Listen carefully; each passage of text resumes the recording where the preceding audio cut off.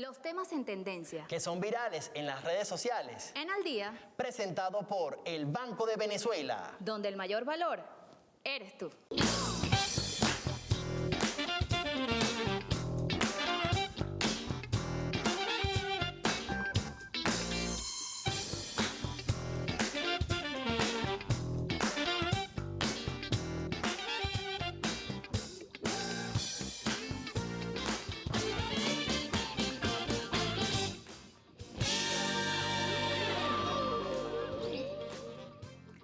Buenas tardes a quienes nos acompañan a través de las pantallas de Venezolana de Televisión. Como siempre, el único podcast en vivo de la televisión venezolana ya está aquí. Hoy hablamos del 11 de abril. Estamos acá 2 décadas después. Así es, Jocelyn. Bueno, un hecho histórico que marca la revolución bolivariana y que tenemos muchos análisis que hacer, ¿no? En especial el tema comunicacional, Jocelyn, es el primer golpe de Estado que se da a nivel mediático. Los medios privados tuvieron una participación preponderante, pero asimismo el 12 de abril, hace 10 años, se declaró como el Día de la Comunicación Popular porque fueron precisamente los medios alternativos quienes dieron la cara, quienes ese boca a boca, las paredes, hablaron para pedir la restitución del comandante Chávez, líder de la Revolución Bolivariana. Además que tiene sus antecedentes, porque no comienza además en abril específicamente del año 2002, sino desde la llegada del comandante Chávez, cuando busca reestructurar esa nación que dejaron los copellanos y los adecos. Obviamente comienza haciendo una serie de transformaciones, comenzando por ese paquete además a través del habilitante, de la aprobación de unas más de 40 leyes que pasaban desde hidrocarburos hasta el tema de las tierras. Y obviamente eso molestó a quiénes, a las oligarquías, a la burguesía. Y eso lleva a todo ese proceso que vivimos luego. Así es, este tema vamos a estar comenzando hoy y tenemos a unos invitados de lujo que presentamos de inmediato, pero ya va, tenemos a Carla, que tiene una información importante, ¿no? Adelante, Carla.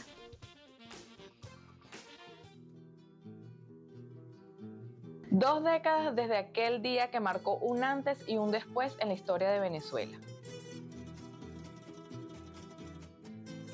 El 11 de abril de 2002 no solo se intentó derrocar un gobierno, se orquestó el primer golpe de Estado totalmente mediático de la historia nacional.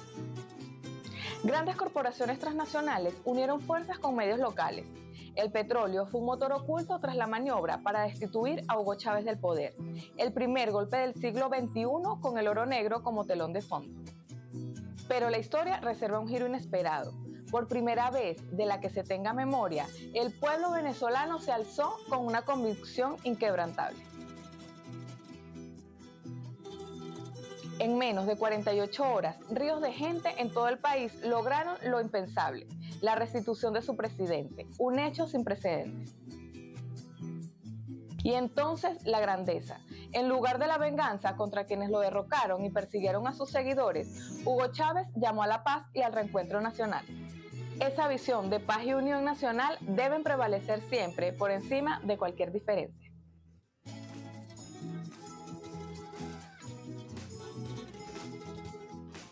Mira, yo tenía solo 10 años, ¿no? Pero recuerdo claramente eso, ese día, además me marcó mucho esa división de la pantalla, ¿no? Yo cuando vi eso, a pesar de mi Tu corta edad. Exactamente, dije, wow, aquí está sucediendo algo, ¿no? Y sin duda lo que me tocó después yo creo que nosotros dos en general, la generación que se crió o se formó en el ámbito comunicacional, somos producto de esto porque en ese momento la comunicación estaba prácticamente solamente para quienes podían pagar esta universidad y bueno, surgieron después la Universidad Bolivariana, honrosa Universidad Bolivariana, la cual soy egresado de esta casa de estudios. Nuestra UBB. Miren, presentamos a los invitados del día de hoy porque hay que revisar varios temas, no solo el tema de la comunicación, sino cuáles fueron esos hechos puntuales además que llevaron a esa fecha y cómo se vivió después, porque después de este abril también surge esa frase de todo 11 tiene su 13. ¿Por qué? ¿Cuál es ese espíritu además que nos caracteriza como venezolanos y como venezolanas? Vamos a conocer a nuestros invitados el día de hoy.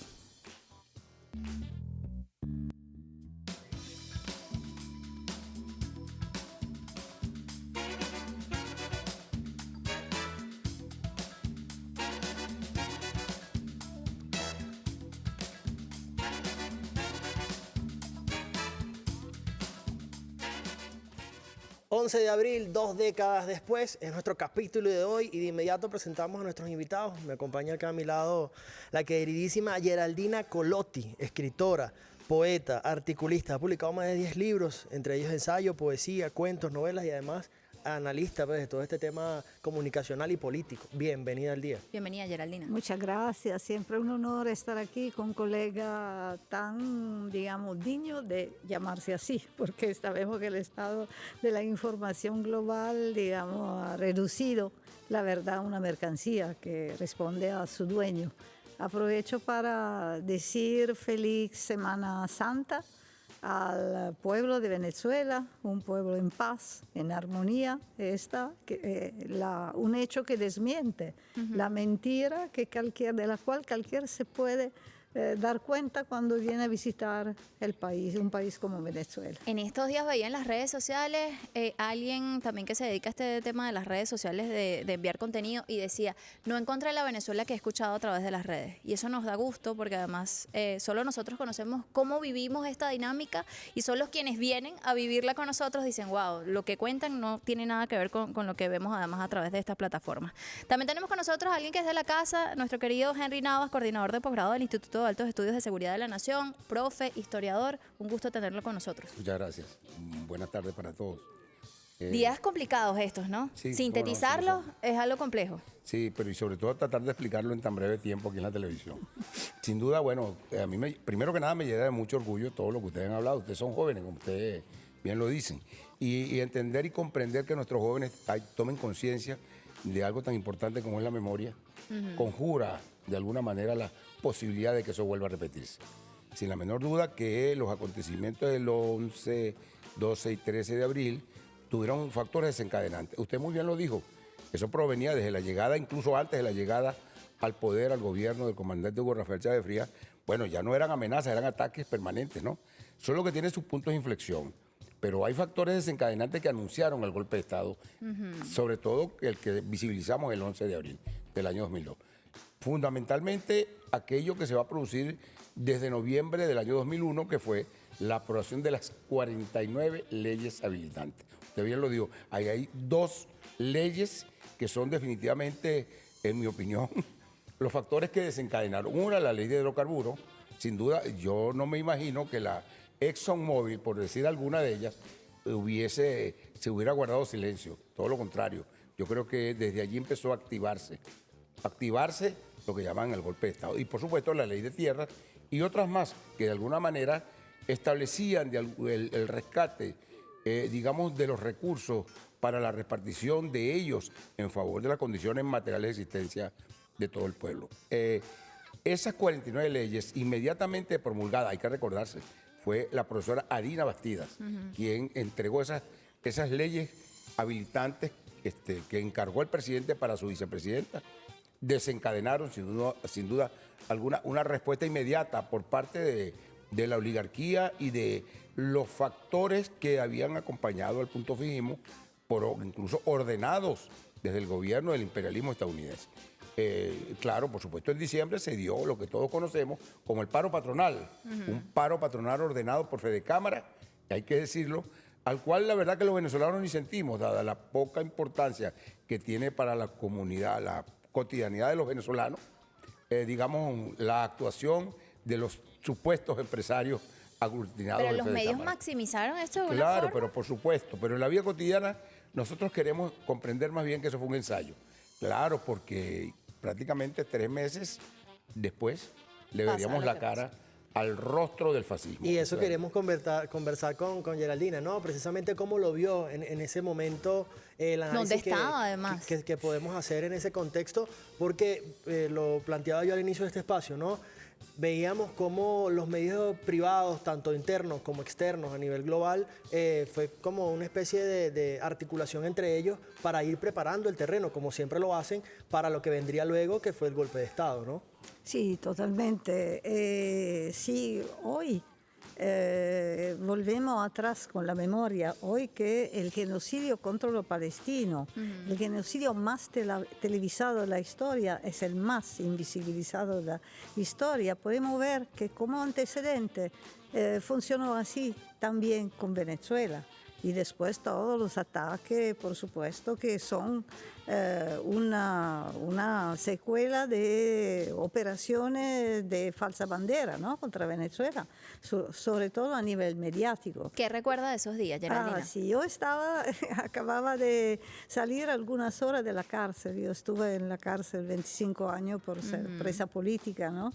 La primera vez que vi al comandante fue en pleno neoliberalismo, cuando el 4 de febrero de una pantalla de televisión. Con ese por ahora.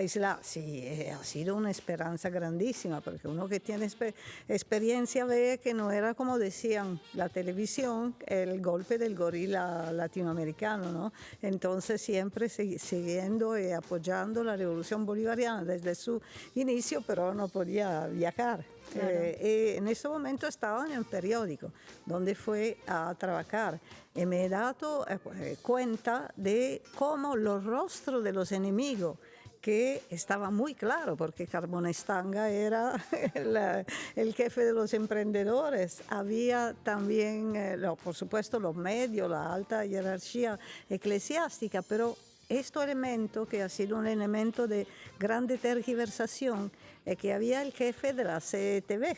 Y esto hacía decir a los medios y la izquierda, entre comillas, que ya empezaba su carrera al centro, terminando para coincidir con el neoliberalismo, hacía decir que se tenía que estar en solidaridad con él porque eran los sindicatos, los trabajadores, por supuesto. Eso es muy importante reflexionar, porque ahí se desenmascaró todo el circo que después vamos viendo contra Venezuela, ONG, grandes instituciones internacionales que siempre están ahí puntando el dedo, pero en este caso nada. Y además, sobre todo, Puente Llaguno, porque ahí la gran mentira la mentira descarada, a pesar de declaraciones que empezaban a filtrar, no de los le propios creían. Protagonistas que estuvieron Exactamente, allí, periodistas que estuvieron claro, allí. ayer vimos en la Wicom un documental breve pero muy, muy contundente de Rubén Hernández, que es muy capaz de llegar con su mensaje, que estaba presente, donde efectivamente el tipo de la CNE lo había dicho: eso no es un golpe, eso no son personas locales, son los que organizaron un golpe. Y yo me acuerdo que hay eso es una cosa, se tendría que invitarlo, se me permite, el general González Cárdenas cuenta, muy amigo de Chávez y todo, que estuve ahí, cuenta un episodio a su modo humorístico también, porque como él tenía su tarjeta con el nombre, fue invitado a un evento diplomático, ¿no? Y alguien lo pensaba que era González González, que era el traidor en este momento. Dios Entonces santo. empezó a decirle: ¿cómo usted que no nos ha avisado? Era uno de la CIA, por supuesto, que estaban ahí anunciándole que había un buque listo para agredir a Venezuela en las aguas cerca de La Guaira. Entonces todo estaba preparado desde el día. Eso más o menos se sentía al aire. Pero Estaba en el ambiente. Sí, en el ambiente. Como la revolución bolivariana, podemos decir que muy gramsciana, el desafío desde el inicio es lo de desmontar desde el anterior, no con la guerra, no con la intervención, pero con el convencimiento, con las armas de la teoría, con las armas de la conciencia, de la movilización, todo el sistema. Evidentemente, el comandante Chávez jamás ha escogido la fuerza, así como no lo está haciendo, a pesar de todos los ataques, Nicolás Maduro y su pueblo, que siempre tiende la mano. Es así. ¿Qué cosas siguen siendo dignas, además de analizar, sobre todo en el momento en que nos encontramos, de esta fecha, ¿no?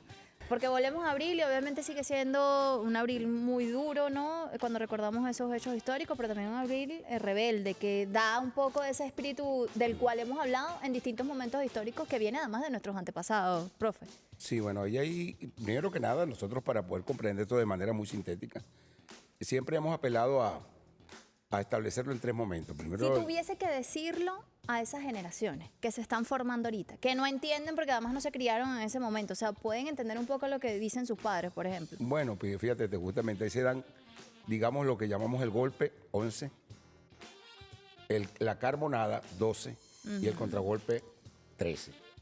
El 11 todos vimos cómo de alguna manera bajo un guión establecido, es justo decir que nada más son los medios. Ellos organizaron, crearon el guión que estableció una celada tras de la cual pudieran haberse asesinado.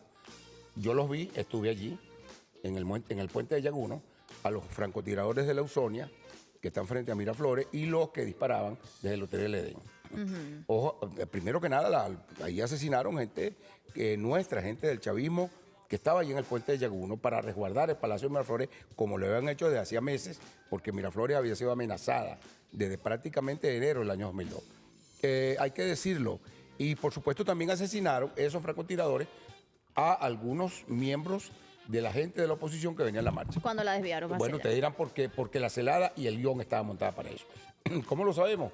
Bueno, porque otro, Neustadt, hay que decirlo, el periodista peruano, luego confiesa que se había hecho una grabación anterior incluso a los acontecimientos, hablando de muertos, donde declaraba la cúpula traidora, que bueno, posteriormente participó en el secuestro del presidente Hugo Rafael Chávez. Cuando no habían sucedido estos Es más, hechos. ahí quedó al descubierto totalmente todo. Primero que el 11 fue un guión muy bien establecido que incluía a los muertos, incluía incluso la calificación del presidente Hugo Rafael Chávez Frías como el tirano que había mandado a asesinar. Yo vi cuando bajaron a los francotiradores. Entre ellos había, por supuesto, venezolanos, pero también había colombianos y salvadoreños. Hay que decirlo.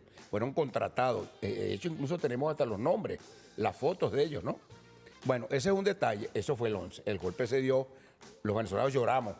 Lloramos ese trauma tan grande que bueno, nos golpeaba el corazón y la mente. El 12, la Carmonada. Porque ese fue un espectáculo en el cual vimos nosotros aquellas figuras dantescas. Primero, el presidente Carmona Vázquez. Me hace recordar un hecho hoy muy cercano. Exacto. Carmona el Breve, Bueno, ¿no? pero que sí, Carmona el Breve. Sí. Entonces, con aquella jauría, parecían unas hienas, disfrutando en un festín de la deposición de todo vestigio de legalidad, de constitucionalidad. Gobernadores, alcaldes, poderes, todo eso quedó disuelto. Al pueblo venezolano le correspondió ver con el corazón roto cómo se habían llevado en la madrugada. Yo me acuerdo de Carlos Javier Rojas, que acompañó, el director de información del Palacio, acompañó hasta la puerta al comandante Chávez cuando lo llevaban secuestrado, bajo la amenaza de que si no se entregaba iban a bombardear Miraflores y de paso buena parte de los barrios de Caracas. Esa era la verdad.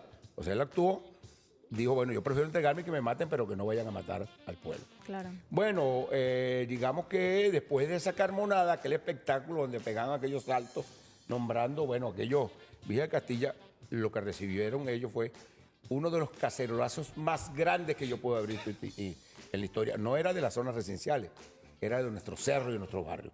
Acto seguido vimos cómo y bajaron.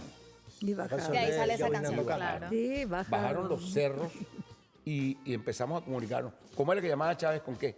Por Radio Bemba, esa es la verdad. Eso. Aun cuando perseguían, yo me acuerdo, Blanquecao fue perseguida en Cateté, Sí. Radio Perola, y pare usted de contar. El actual fiscal general de la República. Pero claro, bueno, Isaías Rodríguez, que eso es un homenaje al coraje y la valentía, y de paso la astucia.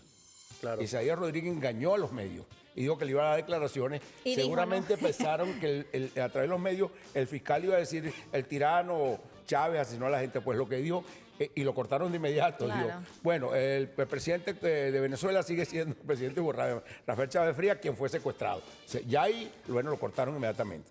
Se requería de un ¿Cómo se de un mostraron valor estas tremendo. imágenes de esto que estaba sucediendo a nivel Ni internacional? hablar. Antes de todo, no lo mostraron, porque es la estrategia del ocultamiento siempre con Venezuela, sigue con Palestina, digamos. Ellos tienen un guión, ellos tienen fantasía. La aplican mediante el desarrollo de la fuerza productiva, que ahorita tiene que ver con el tecnofeudalismo de la grande plataforma, pero lo que es importante es que ahí el papel, como usted estaba diciendo, de los medios comunitarios que todavía estaban perseguidos, y Blanquita y todo, ha sido muy importante porque después se avanzó en la reducción del latifundio mediático, pero es importante también enfatizar el papel, dos cosas, desde la Unión Cívico-Militar, el soldado que ayudó a Chávez a llevar su mensaje al exterior, pero también el comandante invicto Fidel Castro Ruiz, que a nosotros desafortunadamente no nos llegó. No nos llegaba la voz de los medios comunitarios porque Claro. estuvimos fuera del país, pero la de Fidel sí. Él logró llegar entonces diciendo que el comandante estaba secuestrado y por supuesto eso ha tenido un peso grande y de todos modos se pusieron en marcha otros canales con algunos periodistas internacionales que no eran, digamos, que tenían en su corazón la profesión por lo que tendría que hacer, que empezaron a publicar los datos que llegaban Claro. de Venezuela, pero ha sido, bueno, como después con la guarimba, con las autoproclamaciones, no por casualidad, tú dijiste con razón. Yo todas las veces siendo humildemente, pero la única periodista que contaba la rebeldía de los ricos y no los pacíficos manifestantes, me he dado cuenta que cuanto más yo le entregaba pruebas, video y todo eso era una gigantesca y feroz mascarada, cuanto más ellos se ponía una pantalla, no quisiera ver. Porque uno de los temas, de la cosa más importante que pasa, desafortunadamente, a nivel de la información, es que la información no pasa.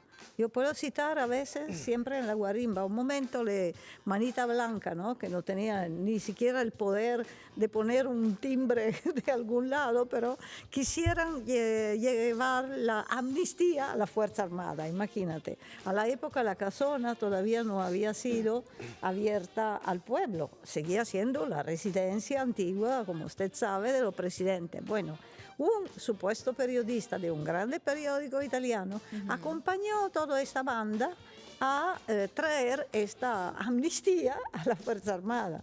Todo con una descripción perfecta de cómo las acompañaba, que llegaba a la casona, que tocaba el timbre, que un soldado salía con mucha amabilidad a prender al fuego de su, digamos, cigarrillo. Y le decía, esta es mi respuesta, pero con una calma. Imagínense, en Italia, si alguien se acerca a una institución de este nivel, te dispara y le dan una medalla al carabinero, o sea, nada por hacer. Ya esto es un elemento que uno habría tenido que poner. Pero además de todas estas descripciones que tocan de nuevo el timbre y todo, la conclusión era que Venezuela es como un cuartel militar porque hay demasiados militares. Increíble. Ahora, en este contexto, profesor, quisiera hacerle esta pregunta, ¿no? Porque en muchos casos hemos escuchado que la historia quizás es cíclica o algunos eventos quizás pudieran repetirse. Pareciera que estos sectores adversos que han estado siempre en contra del proceso revolucionario no aprenden la lección, porque obviamente traemos a colación este personaje lamentable que luego quiso hacer algo similar, ¿no? En una plaza pública de nuestro país y han seguido intentándolo por la vía violenta, por las acciones que tienen que ver con la conspiración, incluso con personajes de otros países. ¿Cuál es quizás es la lección mayor que nos deja este 11 de abril del año 2002, que sigue vigente luego de 2 décadas, ¿no? Bueno, la primera es correcto, como dice nuestra querida Estela. El primer lugar, que uno de los hitos que significó y en lo cual se evidenciaron, fue la Unión Cívico-Militar. Por primera vez, desde el siglo XX hasta ahora, hasta ese momento, hubo el abrazo entre un pueblo, porque fue el pueblo el protagonista. Bueno, el gobierno estaba perseguido, o no nos acordamos cómo trataron a Rodríguez Chacín, que le daban golpes por la cabeza al ministro. Sí, sí. A Diosdado lo estaban buscando para matarlo, tanto que por eso fue que brincó este caballero, el princeso de Salamanca, brincó el muro de la embajada de Cuba, un territorio cubano, ¿no se acuerdan? Sí, claro. Eso fue Una público foto. y notorio, es decir, ahí, bueno, la El persecución video. contra todo el gobierno y contra incluso los dirigentes del partido Quinta República, que era el partido. Aquel vocero que se presentó frente a los medios que se iban a tener que comer las alfombras. Claro, yo me acuerdo de ese espectáculo tan dantesco, tan extraordinariamente terrorífico. Bueno, entonces fue el pueblo, ese pueblo que después de la Carbonada salió por millones y que tomó las calles y luego se fue a Fuerte Tiuna creyendo que el presidente Hugo Chávez lo tenían allí, al Alcabala 3, y tomó justamente el Alcabala, hasta que vio salir a García Carneiro sobre un tanque al general García Canedo a decir que el presidente constitucional de la República Bolivariana de Venezuela era el comandante Hugo Rafael Chávez Frías, lo que, bueno, la población allí. Pero el contenido popular y el abrazo, el gran abrazo del pueblo y los soldados, concretó, ¿cómo te lo explico? Sintetizó lo que desde ese momento fue inseparable, que fue nada más y nada menos que el pueblo y la Fuerza Armada. Eso de suyo dice mucho. Yo no conozco, en este caso, digamos, en todo lo que es la América Meridional, el caso en el cual esa circunstancia de la unión cívico-militar se haya hecho realidad. Eso lo conocemos. Hemos visto gobiernos progresistas en donde sus Fuerzas Armadas prácticamente la han perseguido. Eso es, para nosotros, es un hecho histórico. Solamente durante el inicio del proceso de independencia en Venezuela se dio la circunstancia donde era el pueblo en armas, como, bueno, lo evidencia la historia nuestra. El otro elemento, y lo más inédito, es que yo no conozco ningún golpe de Estado activado, porque el golpe se dio, no fue un intento de golpe. Se dio, o se exactamente. llevaron al presidente, es un golpe de Estado, y pusieron una autoridad, es un golpe de Estado. Bueno, en 47 horas y 15 minutos, dicen mis estudiantes de la maestría de Historia Militar, 47 horas y 15 minutos, El retorno. el pueblo junto a los soldados derrotamos a las huestes fascistas. Eso es inédito, sin duda. Eso no ha pasado a ningún lado. Además que ese mensaje del que podemos hablar al regreso de la pausa que dio el comandante Chávez cuando llega nuevamente al poder sorprendió a todo el mundo. Porque esa careta de ese militar, ese dictador que iba a tomar ciertas medidas seguramente contra una situación que estaba pasando, lo que dijo fue este mensaje de paz incluso al pueblo venezolano. Ya sería como para cerrar, porque además venimos conversando desde hace un rato con el profesor Henry Navas y con la colega también Geraldina Colotti, que nos acompañó el día de hoy, digamos, puntos importantes, y destacábamos ese mensaje del jefe de Estado venezolano, el comandante Hugo Chávez, en ese momento cuando regresa, ¿no? Ese mensaje de la paz que calmó obviamente las aguas en ese día. ¿Cuál sería ese mensajito que dejar al pueblo venezolano en este día tan importante, no solo para la historia de la Revolución Bolivariana, sino para la historia del país y de toda la región? Bueno, lo primero es que el mundo ha cambiado. El imperialismo de ahora todos sabemos que es un imperialismo en decadencia, por supuesto, mucho más peligroso. Pero con sus mañas. Pues continúa todavía con el ataque para tratar de deponer la revolución. Pero nosotros hemos cambiado también. Este pueblo ha consolidado. La unión cívico-militar hoy no es lo que era incluso ese día del 11 de abril. Es un hecho que está presente en nuestro sistema de defensa territorial. Es decir, ese dicho que cada 11 tiene un 13, hoy está más vigente que nunca. Y esa, digamos, oposición minimizada, fascista en la actualidad, debe estar consciente de la contundencia con que este pueblo está dispuesto a defender con coraje y con dignidad nuestro proceso revolucionario. Y la paz, La paz, sobre todo, nosotros hemos impuesto la paz. Y lo hemos hecho a costa de muchos sacrificios. Así como el 11, yo quiero decir, de verdad, hacerle un reconocimiento hoy a 23 años, del 11 de abril del 2002, hacer un reconocimiento a ese pueblo valeroso que brindó su vida, aquellos que dieron su vida, que fueron heridos, aquellos trabajadores, que incluso como algunos de los que está aquí en el estudio, que estuvieron presentes en el Palacio de Miraflores y en los alrededores de allí, y que, bueno, se enfrentaron al monstruo, le vimos la cara al fascismo y logramos en 47 horas y 15 minutos derrotarlo. Gracias, profesor. Adelante. Bueno, antes de todo, que la revolución bolivariana tiene rostro de mujer.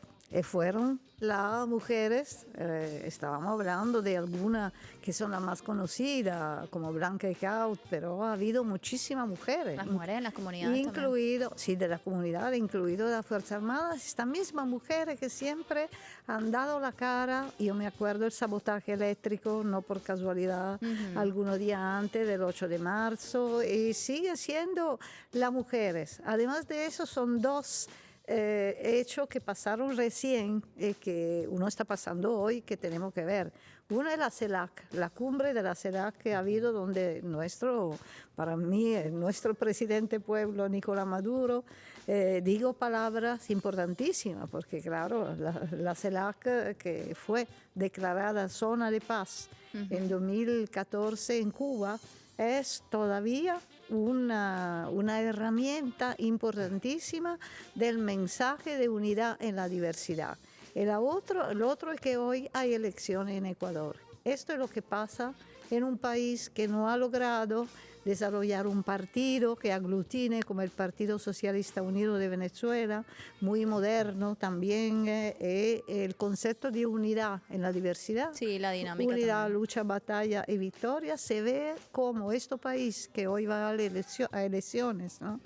Con mucha amenaza a la candidata mujer, que sería por la primera vez la primera mujer de Ecuador, cómo se puede volver atrás en un abismo que es un abismo del capitalismo, como estaba diciendo, en decadencia, pero de un capitalismo en crisis estructural a todos los niveles, que tiene que utilizar la guerra híbrida, pero también la guerra cognitiva, para hacer lo que ya el psiquiatra Frantz Fanon decía en el siglo pasado, que lo colonizado se identifique en el colonizador. Pero eso con Venezuela, como decía el historiador, no lo van a lograr, porque hay un pueblo Hay una maduro conciencia. que sigue en combate con conciencia y sabe muy bien qué significa decir cada 11 tiene su 13. Mira, agradecemos a Geraldina Colotti, escritora, también periodista, y un gusto tenerla acá. Y por supuesto a Henry Navas, historiador, también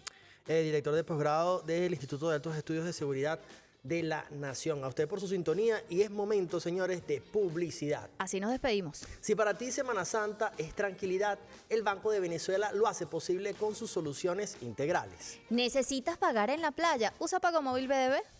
Y pues dividir la cuenta en los paseos, pagos compartidos, lo hace fácil. Pagar en comercios. Con QR, solo escaneas y listo. Con BBVA App llevas el banco en tus manos. Descárgala y haz lo posible con el Banco de Venezuela. Donde el mayor valor eres tú. Hasta luego.